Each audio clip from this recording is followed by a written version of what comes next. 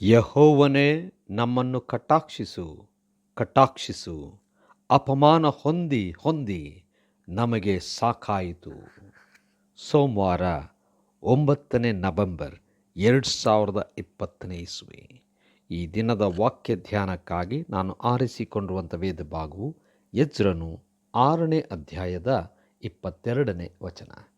ಇದಲ್ಲದೆ ಇಸ್ರಾಯೇಲ್ ದೇವರ ಆಲಯವನ್ನು ಕಟ್ಟುವುದರಲ್ಲಿ ಅಶ್ಶೂರದ ಅರಸನು ತಮಗೆ ಸಹಾಯ ಮಾಡುವಂತೆ ಯೆಹೋವನು ಅವನ ಮನಸ್ಸನ್ನು ತಿರುಗಿಸಿ ತಮಗೆ ಸಂತೋಷವನ್ನು ಉಂಟು ಮಾಡಿದ್ದಾನೆ ಎಂದು ಹರ್ಷಿಸುತ್ತಾ 7 ದಿವಸದವರೆಗೂ ಹುಳಿಯಿಲ್ಲದ ರೊಟ್ಟಿಗಳ ಜಾತ್ರೆಯನ್ನು ಆಚರಿಸಿದರು ಎಂಬುವಂಥದ್ದೇ.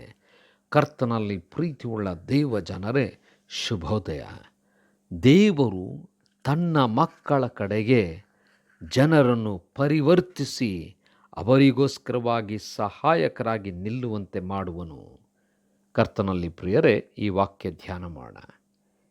ಈ ದಿನದ ಶೀರ್ಷಿಕೆ ದೇವರೇ ಜನರನ್ನು ನಮಗೋಸ್ಕರವಾಗಿ, ನಮ್ಮ ಕಾರ್ಯ ಮಾಡುವುದಕ್ಕೋಸ್ಕರವಾಗಿ ಬದಲಾಯಿಸುವಂಥವನಾಗಿದ್ದಾನೆ. ದೇವರ ನಾಮಕ್ಕೆ ಸ್ತೋತ್ರ ಉಂಟಾಗಲಿ.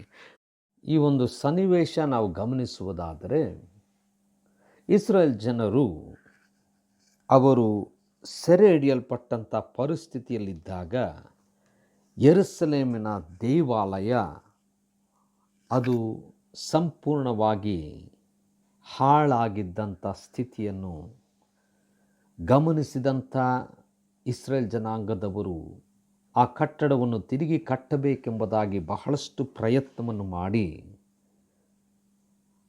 ಅರಸನಿಂದ ಎಲ್ಲ ರೀತಿಯಾದಂಥ ಸಹಾಯವನ್ನು ಪಡ್ಕೊಂಡು ಬಂದು ಈ ಆಲಯದ ಕಟ್ಟಡವನ್ನು ಪ್ರಾರಂಭ ಮಾಡಿದರು.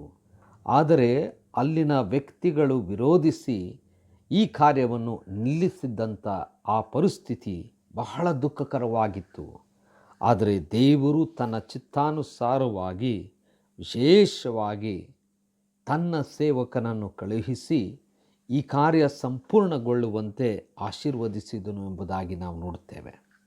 ಇಂಥ ಪರಿಸ್ಥಿತಿಯಲ್ಲಿ ಕಟ್ಟಡವನ್ನು ಕಟ್ಟುವಂಥ ಆ ಸ್ಥಿತಿಯಲ್ಲಿ ನಿಂತಂಥ ಸ್ಥಿತಿಯಲ್ಲಿ ಬಹಳಷ್ಟು ಬೇಸರಗೊಂಡಂಥ ಇಸ್ರಾಯೇಲ್ಯರು ದೇವರ ಕಡೆಗೆ ನೋಡುವಾಗ ದೇವರು ಅವರ ಎಲ್ಲ ಕಾರ್ಯದಲ್ಲೂ ಎಲ್ಲ ಕೆಲಸದಲ್ಲೂ ತನ್ನ ಸಹಾಯ ಆಶೀರ್ವಾದ ಕೊಟ್ಟಿದ್ದರಿಂದ ಅದ್ಭುತಗಳು ಅವರ ಜೀವನದಲ್ಲಿ, ಸಮುದಾಯದ ಜೀವನದಲ್ಲಿ ನಡೆಯಿತು.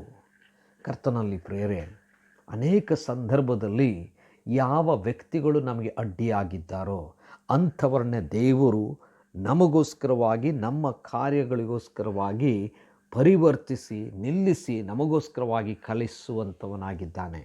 ಅದಕ್ಕಾಗಿ ನಾವು ಎಲ್ಲ ಸ್ಥಿತಿಯಲ್ಲೂ ದೇವರನ್ನು ನೋಡೋಣ. ದೇವರು ತಾನೇ ತನ್ನ ಸಹಾಯವನ್ನು ತನ್ನ ಜನರ ಮೂಲಕವಾಗಿ ನಮಗೆ ನೀಡುವಂಥವನಾಗಿದ್ದಾನೆ.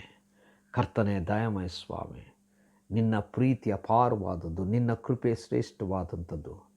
ನಿನ್ನನ್ನು ಯಾವಾಗಲೂ ನೋಡುತ್ತಾ ನಿನ್ನನ್ನು ಮಹಿಮೆ ಪಡಿಸುವ ಹಾಗೆ ನಮ್ಮನ್ನು ನಡೆಸು.